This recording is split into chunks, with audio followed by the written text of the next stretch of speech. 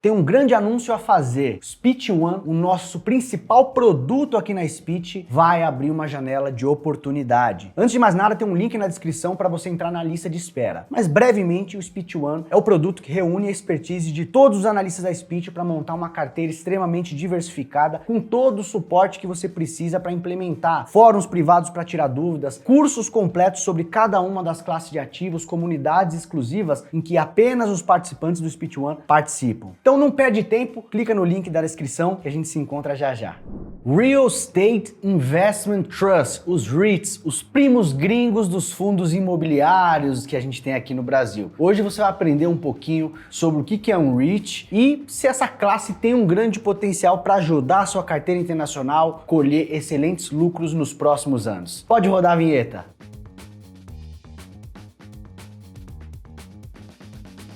Bom, que os fundos imobiliários já se tornaram queridinhos dos investidores brasileiros, isso não é novidade. A gente olha aqui no Brasil, a maior parte dos investidores de fundos imobiliários são pessoas físicas, né? O número de CPFs aqui de investidores em FIIs multiplicou por muitas vezes nos últimos anos. Porque assim, imóvel é a paixão do brasileiro, você já deve ter ouvido do seu tio, do avô, aquela pessoa que tinha um monte de imóvel e que achava que investimento bom mesmo é comprar um apartamento porque gera renda, você tem ali um pedaço de propriedade que ninguém te tira, e aí por alguns motivos o brasileiro abraçou essa ideia de que investimento imobiliário é tudo de bom e isso alavancou demais o crescimento da indústria de fundos imobiliários. E eu também acredito que investimento imobiliário é algo muito interessante para se ter na carteira, como uma fonte de diversificação. Você vai ter empresas, que são ações, você vai ter renda fixa, que é uma dívida entre duas partes, e por que não também ter investimentos imobiliários? E a instrumentalização do investimento imobiliário é algo interessante para a gente discutir, porque é meio trivial de se entender. Para a gente comprar uma carteira de imóveis físicos, né, você precisa ser um multimilionário e às vezes você nem vai conseguir diversificação, né? Pô, eu tenho milhões e milhões de reais, vou começar a comprar vários imóveis. Muito provavelmente você vai comprar imóveis residenciais. E os outros segmentos da indústria de real estate, na indústria imobiliária? Até hospitais, escritórios, galpões logísticos. Então, se você instrumentaliza isso em um fundo imobiliário que te permite acesso a vários segmentos, a vários imóveis de alta qualidade com um valor mais acessível, e aqui no Brasil a gente ainda tem a vantagem do estímulo tributário, né? Você tem a receita dos aluguéis lá do pinga-pinga mensal que ainda é isenta do imposto de renda, foram um dos motivos que alavancaram o crescimento dessa indústria. Mas, e se a gente começar a falar que o brasileiro pode ter um pedacinho de imóveis de altíssima qualidade no centro de Nova York, por exemplo? Isso te aguçaria o interesse? A gente tem aqui os REITs, que são muito semelhantes aos fundos imobiliários, tem ali menos incentivos tributários, né? Lá fora nos Estados Unidos, todo dividendo, seja de uma empresa, de um REIT, de um título público, você vai pagar imposto. Mas ainda assim existem diversas vantagens, tá? Uma delas é a diversificação. Pô, vamos ter imóvel no Brasil? O Brasil é um país emergente, não vamos esquecer disso. Por que não ter imóveis de altíssima qualidade que estão espalhados pelo mundo? Uma vantagem geográfica, você vai trazer dolarização para a carteira também, porque a gente compra ali ativos que são cotados em outra moeda. Agora, como instrumento, uma diferença importante aqui dos REITs é que apesar dele ter essa obrigação parecida com os fundos imobiliários de ter que passar para o investidor a maior parte do faturamento que ele faz, lá fora ele tem uma obrigação de pagar 90% do lucro tributável auferido ao longo de um ano. Então aqui a gente já está falando da ponta final do lucro. Isso dá uma possibilidade do REIT poder se autofinanciar, faturar, de repente precisa fazer uma reforma naquele imóvel antes, para depois na linha final do balanço vem ali o lucro que aí ele divide com os seus investidores. Então dá mais flexibilidade para o gestor manobrar aquela carteira. Além do mais, lá fora o REIT ele é tido como uma empresa mesmo, uma empresa que faz gestão de ativos imobiliários. Então, para muita gente nem tem tanta distinção entre um REIT e uma ação, porque a gente está falando de empresas. Por ser uma empresa, esse REIT lá fora ele tem mais facilidade para se alavancar, para tomar dívida e aí fazer mais investimentos, ter mais recurso para fazer um retrofit em algum imóvel que precise e assim por diante. Aqui no Brasil, os fundos imobiliários têm uma capacidade de alavancagem mais limitada, né? O limite que o fundo consegue tomar de dívida para manejar essa carteira. E essa danada da alavancagem que eu falei foi uma das principais contribuições para a performance ruim dos REITs nos últimos anos. A gente viu esse fenômeno do juro nos Estados Unidos saindo de 0, indo para mais de 5. Isso machuca demais ativos listados em bolsa, ativos de risco. E os os REITs não conseguiram escapar dessa. Ano passado a gente teve uma performance terrível lá no exterior, para ações, para renda fixa e também para o setor imobiliário. Mas a gente já começa a trazer alguns detalhes. Por mais que o preço dos ativos listados em bolsa, né, dos REITs listados em bolsa nos Estados Unidos, tenha despencado no ano passado, o ano passado também foi o ano onde o lucro operacional da indústria de REITs foi recorde. Então a gente já começa a ver uma disparidade. Como que num ano de lucro recorde para a classe, a gente tem uma perda de valor das cotas tão grande? Quem é mais malandro aqui já começa a entender, poxa, será que a gente não tem desconto agora no mercado? Exatamente, temos um nível de desconto excelente sendo praticado. Quando a gente fala de REITs, a gente tem um valor objetivo ali do patrimônio daquele fundo, diferente de uma ação, que você tem muita subjetividade, você depende de muitas premissas. Quanto que vale aquela empresa hoje? Você tem como somar ali o maquinário daquela empresa, quanto que vale o imóvel que essa empresa é dona, mas você tem um valor intangível que é difícil calcular. Num REIT, você tem ali dentro do patrimônio um imóvel, e esse imóvel consegue ter um laudo de vistoria e auferir um valor justo para aquele imóvel. Então você consegue chegar de uma forma mais objetiva ao VP, que é o valor patrimonial desse fundo. E você tem um outro indicador que é quanto o mercado está opinando naquele momento sobre o valor desse ativo, que é o preço lá do home broker, né? Quanto que está valendo naquele determinado momento cada fundo. Se a gente faz uma comparação que é o PVP, eu vou ter uma noção se aquele fundo está sendo negociado com desconto ou não. O P é o preço do home broker que você vê na telinha e o VP é o valor patrimonial desse fundo. E hoje, na indústria atual de REITs nos Estados Unidos, quando a gente faz uma ponderação média de toda a indústria para tentar ver se a classe está sendo negociada com desconto ou não, a gente chega aqui a uma relação de aproximadamente 0,8. O que isso quer dizer? Que a gente está trabalhando com um patamar médio de desconto de 20%. Ou seja, o preço de mercado, que é a oportunidade que a gente tem de comprar, está sendo negociado 20% abaixo do valor objetivo daquela carteira de imóveis. Então parece ser uma oportunidade. Tá bom, para a gente entender se esse desconto de 20% é uma coisa realmente que configura uma oportunidade, a gente tem que discutir o histórico. Porque você pode me falar,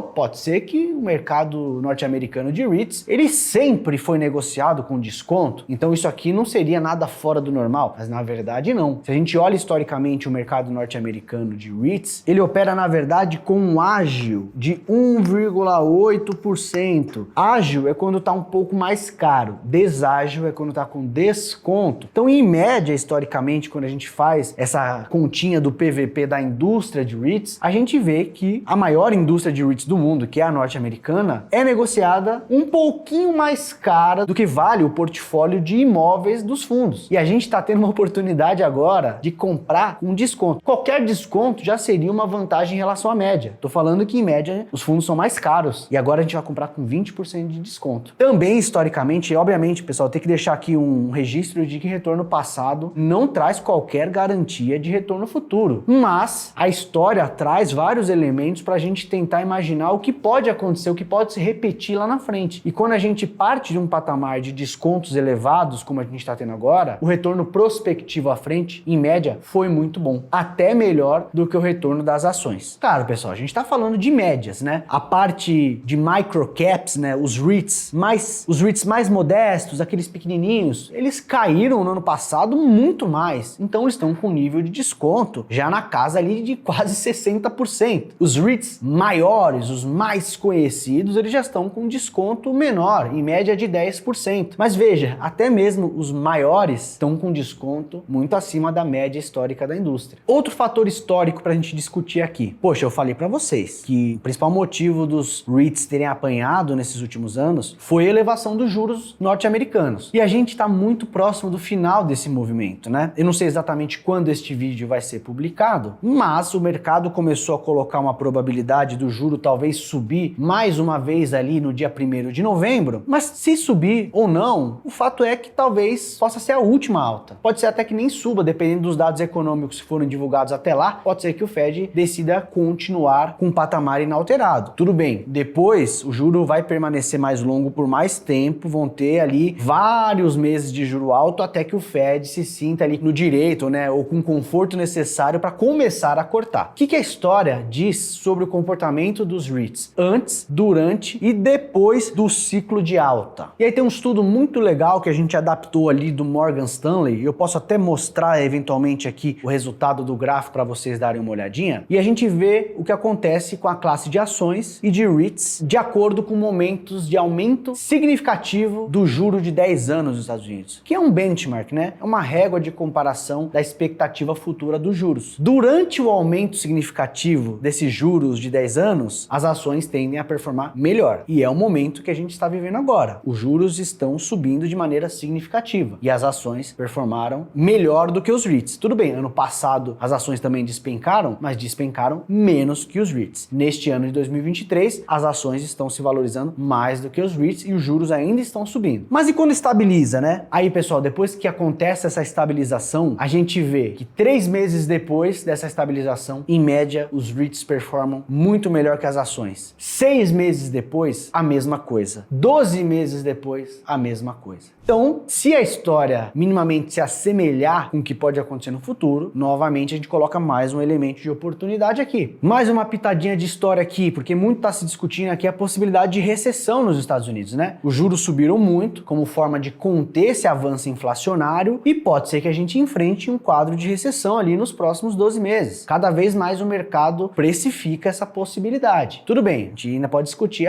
pode ser uma recessão mais leve, uma recessão que não é duradoura. Eu hoje até tô comprando mais esse cenário aqui, de que realmente a gente vai enfrentar um quadro recessivo, mas que tem tudo para não ser tão duradouro nem tão profundo. Tudo bem, tudo pode mudar, ninguém sabe, mas por enquanto é um pouco da opinião geral que vai se formando no mercado. E o que acontece, em média, com o retorno dos REITs em comparação com as ações em períodos de recessão, antes, durante e depois dela? A história também sugere para nós que antes, durante, mas principalmente na saída da recessão, os REITs tendem a performar muito melhor que ações. E por fim, muito se discute que talvez a dinâmica de preços no mundo tenha se alterado, talvez a gente esteja fadado a conviver com níveis de inflação um pouco maiores e que talvez o Fed precise rediscutir essa meta de 2, que talvez não faça mais sentido. Enfim, a gente não sabe como que vai ser a dinâmica da inflação no mundo para frente, mas os REITs oferecem uma resiliência em momentos inflacionários, justamente porque eles têm duas componentes de retorno. Os REITs têm a possibilidade da valorização da cota listada em bolsa, mas tem o adicional da renda. E o comportamento da cota e o comportamento da renda podem se complementar e trazer ali algum tipo de estabilidade para você. E aí nessa estatística eu vou até colocar outro gráfico para vocês darem uma espiadinha aí, né? Em momentos de inflação mais baixa, as ações tendem a performar melhor que os REITs. E os REITs, mesmo assim, têm um retorno em média positivo. Mas se a gente for viver em ambientes de inflação moderada ou até mesmo alta, os REITs já tendem a ter uma performance melhor. No cenário de inflação alta, o REIT quase não se beneficia em termos de ganho de cota, mas a renda tem uma baita resiliência. Vamos entender aqui, né? Se o aluguel dos imóveis está ficando mais caro porque a inflação está aumentando, se a inflação de bens, de matéria-prima também se aquece, muitos REITs se beneficiam disso, né? Imagina um REIT lá de uma floresta que pega madeira, se a madeira está com preço lá na lua, a renda desse REIT vai disparar. Imóvel corporativo, imóveis de aluguéis. Se o aluguel está sendo reajustado pela inflação, isso está amplificando também a receita que o REIT recebe. E lembra que o REIT precisa te repassar a maior parte da renda operacional gerada? Então você tem uma resiliência da renda em momentos de estresse inflacionário. Então você tem uma diversificação, um ativo que a gente chama de ativo real, que pode performar bem em momentos inflacionários. Então já trouxe aqui vários elementos diversos que podem configurar uma oportunidade nos REITs. E você deve estar se perguntando agora como que você faz para investir nessa classe. Olha, o mercado de REITs nos Estados Unidos ele é menos eficiente que o mercado de ações. Então existe espaço para fazer uma gestão ativa bem feita, diferentemente do que acontece com as ações, onde vocês já sabem, se vocês acompanham meus vídeos ou o meu trabalho na Speech, que quando se fala em ações eu gosto da gestão passiva, que é muito difícil você comprar suas próprias ações e ter um resultado melhor do que a média da indústria. Nos REITs é até um pouco mais factível, mas eu acho difícil que a gente tenha ali uma visão tão técnica vinda aqui do Brasil. Poxa, eu olho o meu colega Ricardo Figueiredo, que olha fundos imobiliários aqui no Brasil. Já tem uma porrada de fundos para olhar, muita coisa, e o Ricardo está no Brasil. Ele tem o contato com os gestores dos fundos imobiliários, ele tem a oportunidade de visitar os imóveis mais importantes de cada fundo, e ainda assim não é fácil, porque tem que viajar, tem imóveis em outros estados. Agora imagina, daqui do Brasil, você ter ter algum diferencial competitivo para olhar imóveis que estão lá nos Estados Unidos. Pô, você vai talvez conseguir olhar os maiores, porque, por exemplo, o Empire State Building faz parte de um portfólio de REITs lá fora. Talvez esse aí é mais icônico, você entende que é um imóvel importante, talvez você não precise visitar. Mas os imóveis menos relevantes, que talvez estejam no interior dos Estados Unidos, como que você vai entender a relevância daquilo de forma competitiva para ganhar mais dinheiro do que a média de mercado? É uma provocação. Por isso aqui na Speech a gente tem uma abordagem mais simples. A gente investe através da gestão passiva também, porque hoje temos excelentes instrumentos para a gente se expor à média da indústria, bem diversificado, com um pouquinho de tudo, sem que eu tenha que ficar me preocupando, poxa, qual que é o setor do futuro? Será que o setor de data centers, que está bombando hoje lá fora, vai ser o setor imobiliário do futuro? Você não precisa nem se preocupar, porque se ele se tornar o setor mais relevante, ele vai ganhar peso dentro dos índices e você, investindo de forma passiva, também captura esse crescimento do mercado. E aí, então, entendendo, se você quiser seguir essa maneira simples e fácil, sem deixar de ser eficiente, a gente pode comprar um ETF listado aqui no Brasil, como, por exemplo, o Alug 11. O Alug 11, para quem não conhece, ele é um ETF, ó, vou até escrever aqui, ó. Ele compra cotas de um ETF imobiliário listado lá nos Estados Unidos, que é o VNQ, um ETF da Vanguard. Então o Alug 11 é um intermediário. Poxa, quer comprar o VNQ direto lá fora? Tudo bem, se você já tem essa experiência de uma conta em corretora internacional, fica à vontade. Pode ser um VNQ, pode ser também um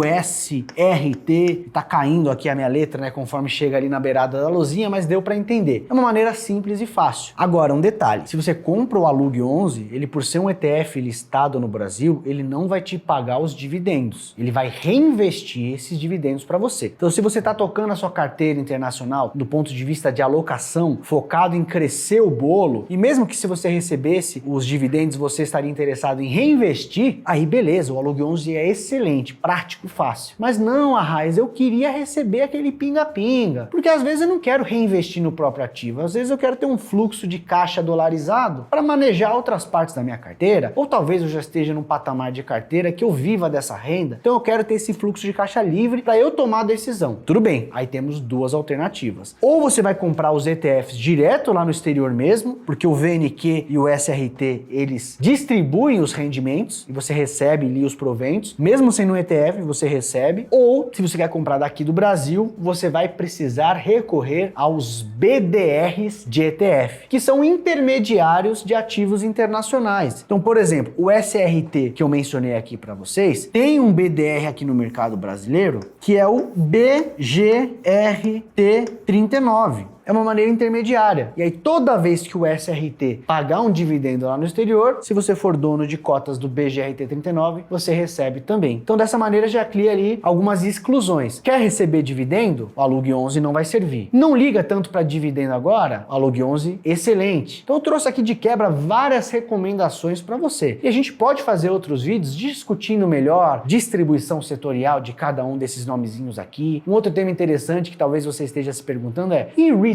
fora dos Estados Unidos, será que tem vantagem? Poxa, a indústria internacional de REITs também está sendo negociada com muito desconto. A gente pode falar sobre essas vantagens também, mas o objetivo hoje era alertar você para uma oportunidade de compor carteira. Eu não estou falando para mergulhar de cabeça nos REITs, não. Talvez você já tenha visto o meu vídeo aqui mesmo no canal da Speech falando sobre a melhor carteira internacional, onde eu discuto lá. A gente tem que ter ações, a gente tem que ter renda fixa internacional, que também está num excelente momento. E aí, para completar essa caixinha de diversificação, um pedacinho em REITs. Então eu não estou defendendo que você mergulhe de cabeça, apesar da oportunidade. E eu acredito que nos próximos 2 anos a gente vai ficar muito feliz com essa alocação internacional nos primos gringos dos fundos imobiliários que a gente tem aqui no Brasil. E aí, pessoal, gostou do vídeo? Conhecia ou não conhecia os REITs? Já investe? Manda aqui nos comentários pra gente saber. Comenta aí também um tema futuro de vídeo que você gostaria de ver chegando por aqui. E antes de eu me despedir, eu queria te convidar para se inscrever aqui no canal da Speech, também me seguir lá nas redes sociais, @FelipeRaes, que eu também posto muito conteúdo de investimentos, finanças, carreira, mercado lá no meu Instagram. E eu vou ficando por aqui. Desejo a todos aqui um excelente dia, um grande abraço e até mais.